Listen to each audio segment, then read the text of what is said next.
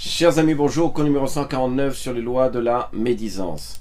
Alors, la Rechilut et la Shonara, finalement, ils sont impliqués l'un dans l'autre, puisque la Rechilut, le colportage, va entraîner de dire parfois la Shonara, c'est ce qu'on va essayer de comprendre. C'est-à-dire que les conditions nécessaires pour que ce qu'on dit soit considéré comme des propos autorisés dans un but constructif, et non des rechilut, ce qu'on appelle interdits, savoir finalement c'est presque la même chose que les lois concernant la shonara. En pratique, en examinant les situations autorisant la rechilut, le colportage à but constructif, on verra qu'elles impliquent presque toujours du lashon hara, de la médisance.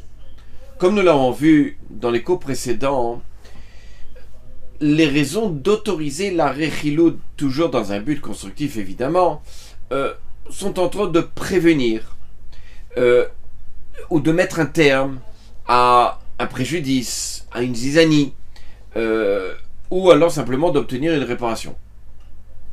De tels propos mettent inévitablement la personne en cause en accusation et entre dans, si vous voulez, dans la catégorie de la shonara.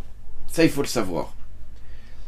Pour pouvoir donc dire de la rechilut dans un but constructif, il faut satisfaire également à toutes les conditions permettant de dire la shonara, la médisance, dans un but constructif.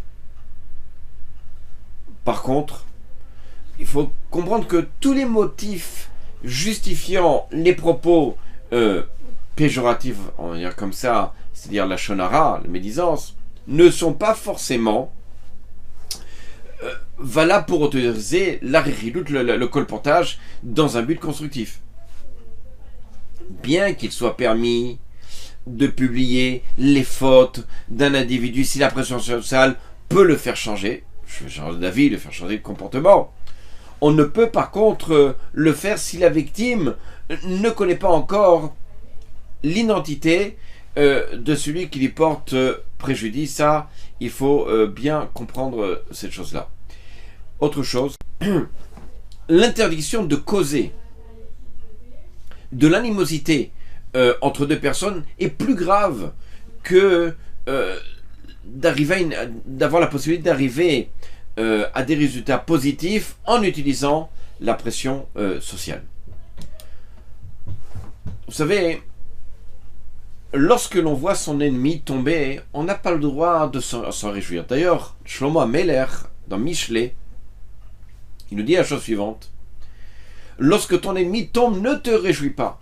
S'il succombe, que ton cœur ne jubile pas, Hachem verrait cela d'un mauvais œil, et il détournerait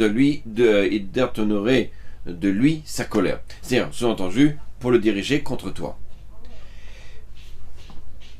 Celui finalement qui se réjouit de l'échec des autres dirige directement le din, la justice d'Akadosh Baruch Hu contre sa propre personne. Et malheureusement, cette faute est aussi destructrice que celle de l'idolâtrie. D'ailleurs, les Chachamim nous racontent qu'après la destruction du premier temple, Avraham Avinu était en train d'errer dans le Beth Amikdash. Et à ce moment-là, Akadosh Baruch Hu l'interpelle, lui dit: mon bien-aimé, que fais-tu là, dans ma maison? Alors, Avraham Avinu lui pose par une autre question, lui dit: mais pourquoi mes descendants ont-ils été exilés parmi les nations? Et à ce moment-là, Akadosh Baruch Hu lui répond, lui dit: c'est malheureusement parce qu'ils adorent des idoles et que chacun se réjouit de la chute de l'autre. Donc on voit ici, d'après le Midrash, c'est dans Midrash Echa, qu'il y a une juxtaposition entre Akadosh Baruch Hu compare les deux fausses, c'est-à-dire l'idolâtrie, avec celui qui se réjouit de la chute de l'autre.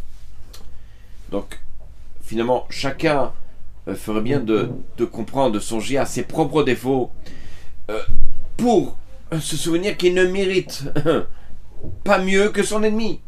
Si Hachem, dans son chesed, dans sa montée, lui a épargné la honte, la raillerie, c'est par le mérite de ses pères, ou c'est par d'autres mérites. Il faut donc s'habituer, si vous voulez, à éprouver une sympathie sincère pour ceux qui subissent des échecs et des contrariétés, pas à dire ouais il est tombé, ça lui apprendra, il a voulu me faire contre moi, ça se fait pas. Ou l'autre il va dire ah tu vois, Hachem il a puni, tant mieux, voilà. Non. Yesh din ve yesh dayan, il y a un juge, il y a un jugement. Laissons le jugement à Kadosh Baruch Hu et nous faisons notre avodat Hachem comme il le faut, à savoir d'éviter de se réjouir de la chute de nos ennemis. À bientôt.